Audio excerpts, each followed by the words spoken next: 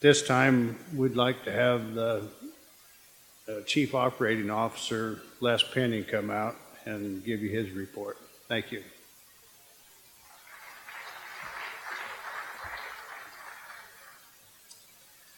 Welcome, everyone. I appreciate the opportunity to get a chance to visit annually with what's happening with your foundation. I have a great opportunity to serve as the Chief Operating Officer and Deputy General Manager on the utility side, but an absolute privilege to be able to work as the Director of Powder River's Foundation. And so with that, I wanted to give you an update and an overview of what's been going on over 2015 and kind of bring you up to date on some of the things that are occurring moving forward throughout 2016. First, I wanted to recognize in the introductions some of the folks from the foundation were acknowledged that are here in person, but I wanted to run through so you understood how the governance is structured for the foundation. There's a voluntary board of directors that's appointed by the Powder River Board, and that group of directors represents one appointed director from each county, and it represents an at-large position that is open in each county as well. And so currently the seated board, John Flokini is the president of the board out of Campbell County. Susan Berry is the vice president of the board from Johnson County. Zeta Anderson from Crook County is the secretary-treasurer. Our newest director, Mary Yemington, has joined us just in the last several months, and she is an at-large position out of Crook County. Kathleen Tavigi out of Weston County. Billy Little out of Sheridan County. And we've had a recent addition over the last year, getting a better connectivity with the activities within the utility board, Powder River, and the foundation board. And so Philip Hobick has been serving as a liaison on the foundation board, and it's been extremely helpful, and so we've appreciated that. Additionally, we don't get an opportunity because these folks are not paid, and a lot of the great work that's being done, folks are supporting us through volunteer work, and so when you're not paying folks, oftentimes all they can have is the gratitude and the appreciation and their own how they value that. And so I'm going to go through a few other people here that I'd like to just thank because we don't get an opportunity to do that very much, and it's a great time to do that. The staff that works and supports the foundation put in an awful lot of volunteer time as well. Directly, Betty Finn does a tremendous amount supporting the foundation. In our communication side, Tim Belder and Kristen Kelly do an awful lot of work. Jeff Baumgartner is sitting down in front over here is our new Vice President of Member Services, and Jeff is really diving in and doing an awful lot for us. The PRECOrp board itself has always got their radar on and bringing lots of things forward and opportunities for us on what we can do. And Walt Christensen, our board president, that you've seen a fair amount of already, Walt's leadership in the support of the foundation and what he's done to help keep that out in front and what our community needs are, and putting this instrument in place has been excellent. Mike Easley and the vision along with the board to actually create the foundation. It's been we're doing some great things, and we have some great opportunities in front of us with how things are taking off. So I'm going to go over a few of those. I also wanted to mention I believe Julie Swanda is here. Julie is a past director on the board, and so Julie, I can't see you out there, but I think you're here. Thanks for coming over, Julie. Did an awful lot of work and continues to keep focused on support of the foundation. We have a scholarship in their name I'll talk about in a little bit. So the other piece, so with that, I guess if you wouldn't mind giving a big hand to all those volunteers that are doing all that work on our behalf.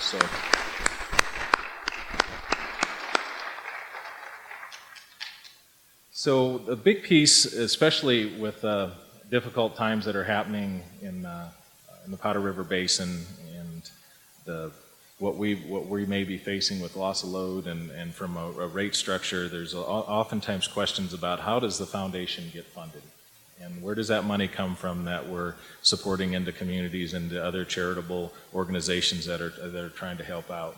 And so I think it's important that we have a pretty good walkthrough to look at understanding where those dollars come from and who should be appreciated for what that looks like. And to start with, a big piece of appreciation comes to you, the members, because the Operation Roundup program was one of the key pieces that was put into place when we started the foundation as a funding stream, but it's a voluntary funding stream by each member choosing to round up their bill.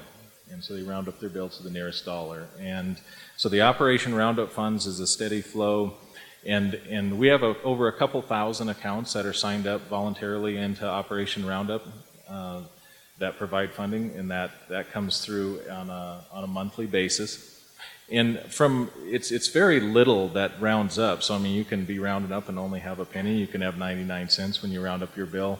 But on an average month, that's right now with those couple thousand accounts on how that's working, that's averaging in the $1,000 to $1,300 a month. May not sound like a tremendous amount of money on a monthly basis, but I tell you, with some of the work that we're able to do with that, and with the leverage of entities like the Wyoming Food Bank that can put 4 meals on the table for a child for $1, $1,000 goes an awful long ways. And so the work that you're doing, and for those of you that are participating in Operation Roundup, thank you. Thank you very much for that. It goes a lot further than one would think.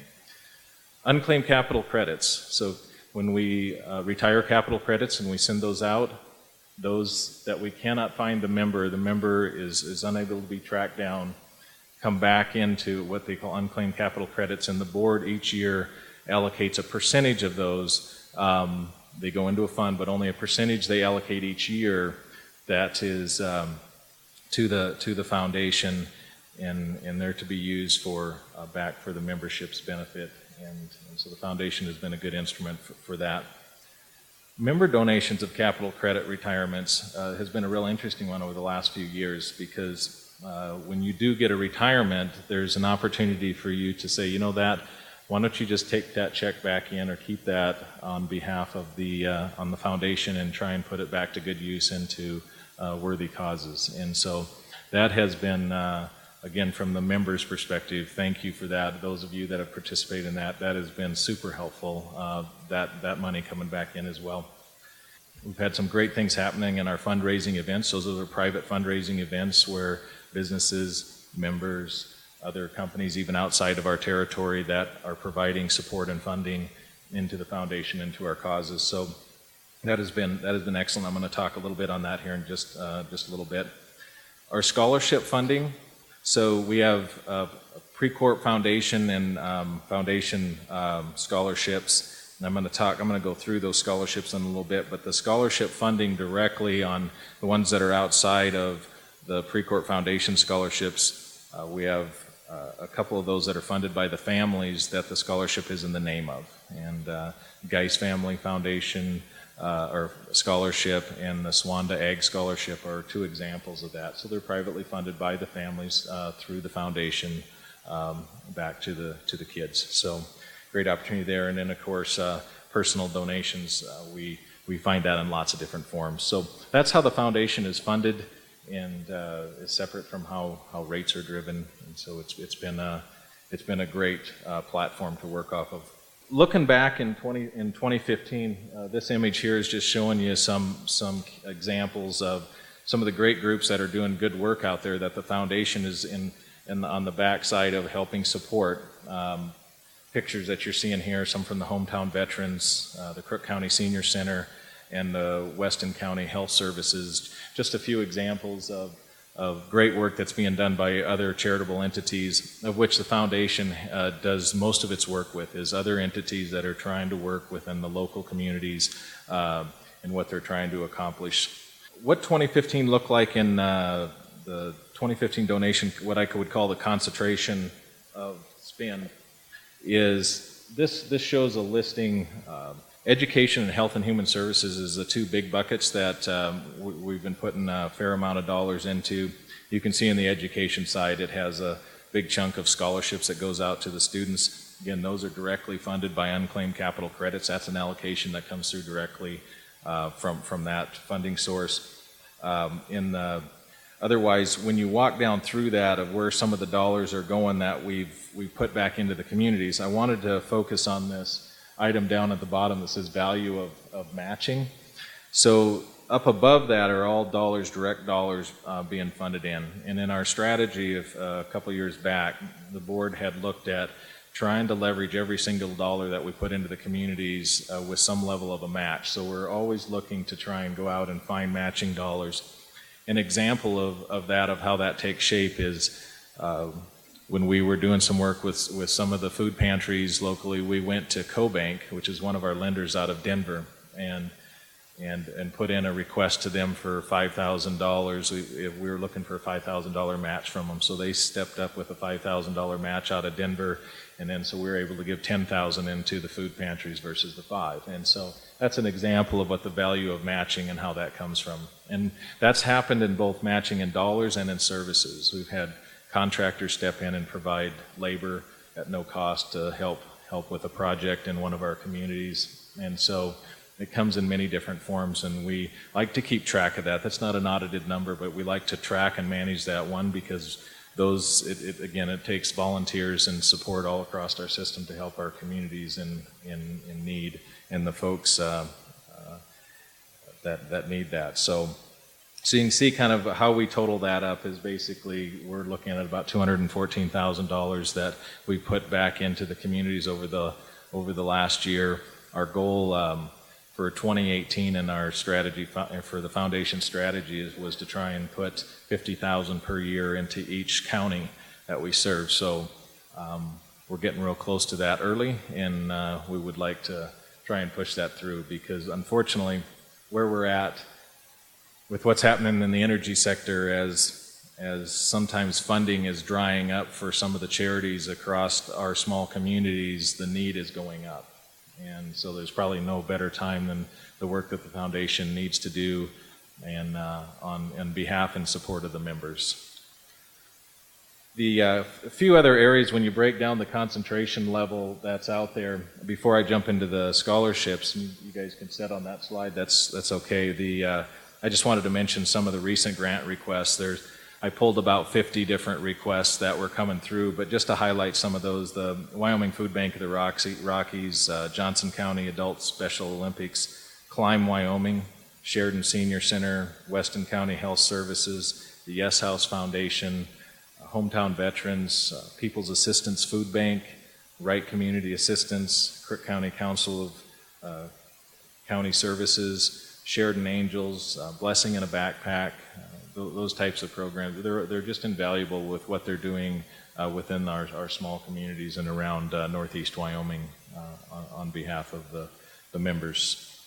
In the scholarship side, as we move forward, quite a few scholarships that the foundation's been focused in on this from an education side and has great support.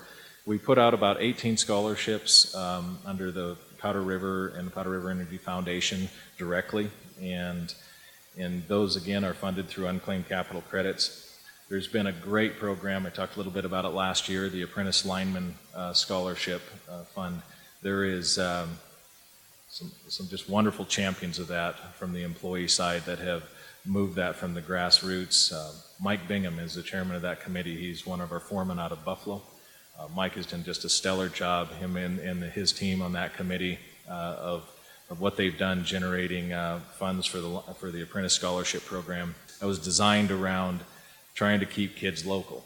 And so kids have an opportunity to get into the line trade. They're good jobs, and they're great if we could keep local kids in our communities, to get them out, get them educated, brought back in, and put them to work and keep in their hometown is an awesome thing, and it does just a tremendous amount for our small communities. I'd like to recognize as well Mike Palmerain is our Vice President of Operations, and Mike is, though that whole program and the employees have done an awesome job bringing that up from the grassroots, Mike Palmerain, both on the foundation support side and what he does in his personal time and work effort with that program, is second to none. He is dedicated, driven. He puts in a tremendous amount of personal time. And so, Mike, I don't know where I can't see very well out there, but thank you very much, Mike, for all that effort. If I could get an applause for that. So,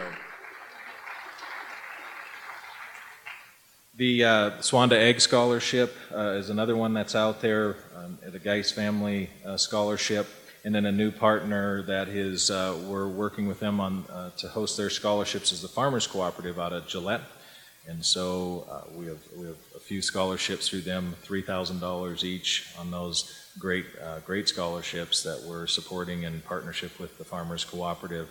And so if you have kids, grandkids, friends out there, point them to Powder River Energy Foundation website or to the utilities website. They'll be able to see opportunities for those scholarships, and please try and take advantage of those. It's there for the membership, and it's doing some really great things.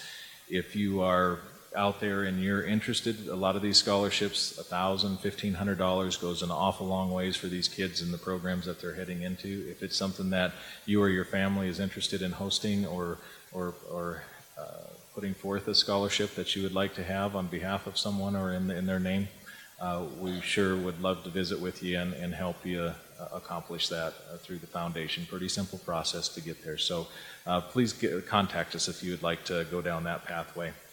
Looking ahead in 2016, we've had some great fundraising events that are really helping generate a lot of dollars. We had an opportunity through a relationship with Kevin Freiberg, who is a best-selling business author, and Mike Easley and Kevin have known each other for many years. Kevin has done work in the national program, and Kevin has a book coming out on a good friend of his, Bruce Bochy. And for you that are not baseball fans, Bruce is the manager of the San Francisco Giants. They've won 3 of the last 4 World Series.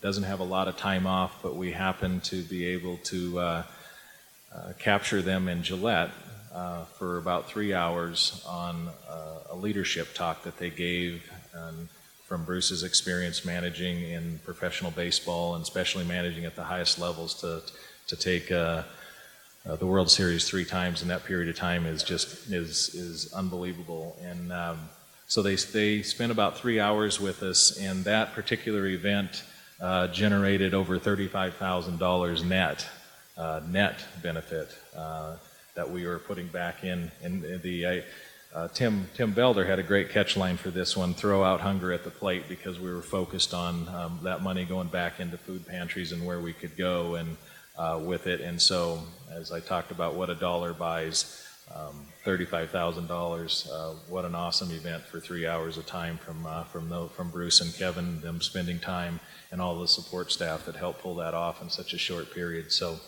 that's been a great event. And the Apprentice Lineman Scholarship is another one.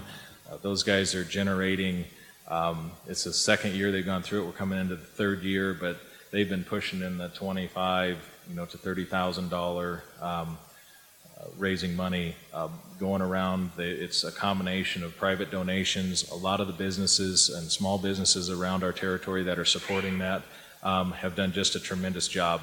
So again, private funding to generate $25,000 or $30,000 is just tremendous. On the next slide, the Buffalo Stampede. This is an event. John Flocchini, our board president, is here, and his wife Gaylyn. The Buffalo Stampede just had its 15th anniversary, and this last year, we have partnered with the Durham Ranch and the Buffalo Stampede as a foundation. We've supported it over the years, the last few years. John has done that event all with volunteers, and all of the money raised goes to a charity that they choose each year. And what we've done is formalize the relationship between the Buffalo Stampede and Powder River Energy Foundation to make it a Powder River Energy Foundation event, and keeping the Durham Ranch and the Buffalo Stampede out in front because of the great work that they're doing. But really, we're coming in with a little more help and support for all the work that they do. Again, that particular event generates anywhere, again, $25,000 to $35,000 net benefit. So just you can see between those three particular events, $70,000, $80,000 that can come back into our communities, which means so much for what we are able to leverage with that. And so to John and to the Durham Ranch family that works with that, all of his folks there, and thank you very much. And we look forward to great things coming out of that above and beyond what's been done. And then the last piece I just want to touch on is our employees that outside of the work they do for the foundation, they're doing work all over volunteer-wise, from coaching and support inside their communities. But with the foundation directly, they this rally booth each year in Sundance, when the Sturgis Rally is going on, the employees have gathered up and commandeered a piece in the park and serve food, and they choose a charity each year, and they volunteer all their time to do this. And they this last go around, they generated over $2,000, and the foundation matched that, so there's $4,000 that we're able to put in. And this year they were trying to help out the volunteer fire departments in Crook County because of all the fires that were going on and the resources that are going on. So the employees doing an awesome job in that. Yvonne Moberg is kind of headed up that team, so I don't know if Yvonne's here, but a lot of the folks that are supporting that, either employees supporting it directly or employees that have to backstop the employees that are actually off work going and doing that. So everybody pitches in, and we've got a great team across PRECOrp as it relates to the volunteer side. So kind of in closing, I wanted to tee up the last kind of special event that we use for fundraising. We have a golf tournament, annual golf tournament each year. It's really not so much about golfing, about, again, just raising funds for the foundation. And this year we are targeting two groups. So 100% of the funds will be evenly split between the hometown veterans and a group called BACA. The hometown veterans you've heard me speak about before. They're a combination that was put together locally for the VFW and the American Legion. Helping veterans, and they help all veterans that are in need, and they're looking for that opportunity when people are open to giving to that. It's a great cause. They're doing a wonderful job. As everybody, they're short resources and volunteers. So, but they're doing some wonderful things. So half the dollars are going over to the hometown veterans. BACA, a group, if you haven't heard of them. What a special organization from what we've seen with these folks. Bikers Against Child Abuse. What they do is they're all volunteers as well and spend their own money, from plane tickets to hotel rooms to the expenses that they incur.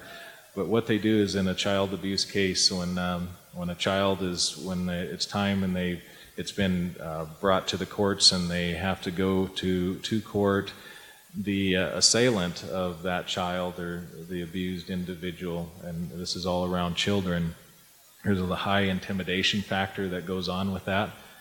And so the Bikers Against Child Abuse, they roll in with several guys. They stay at the house out in the driveway. They give the child comfort that somebody's looking out for them, and they're with them all the way through the process, and so that intimidation factor is managed, and it's a big deal. And so they have had cases where, and they do it 24-hour watch, and they've had cases where it's gone on for over months, where they brought in people from other states to stay with the child. They have had people flying coast to coast with the child that they pay for to go on to stay with them all the way along the process until the court case has been heard. So it's just a wonderful organization from what we've seen. We're just started working with them, and so we're anxious to raise an awful lot of money in this golf tournament so we can help support that cause with what they have going on. And if you have any interest, like I say, even though it's a golf tournament, if there's any interest in supporting those organizations, it doesn't take the golf tournament to do it. Please let us know. You're welcome to go to them direct, but again, they're short resources. Their big thing was, if we could just communicate what they do, that's all they ask. Bringing awareness to the issue and awareness with the support that's needed. So with that, the last piece of the puzzle is We're looking for ambassadors for the foundation in our small communities. The closer you get to issues, the better we can help solve them. And so if you or your friends, you know somebody in the community that you think would be a great ambassador for the foundation, it doesn't take as much of a lift as a board member, even though they're volunteers is. So it's a new strategy for the foundation to try and get connected even closer inside our communities across our territory. So if you think you'd want to be an ambassador, or you think of somebody that would be a good ambassador that would help link us with the need that's out there, that's what we're looking for. Please give us a call. Otherwise, thank you so much for your time. Thank you for your support, and we look forward with giving you guys hopefully another great update next year. So have a great meeting. Thank you.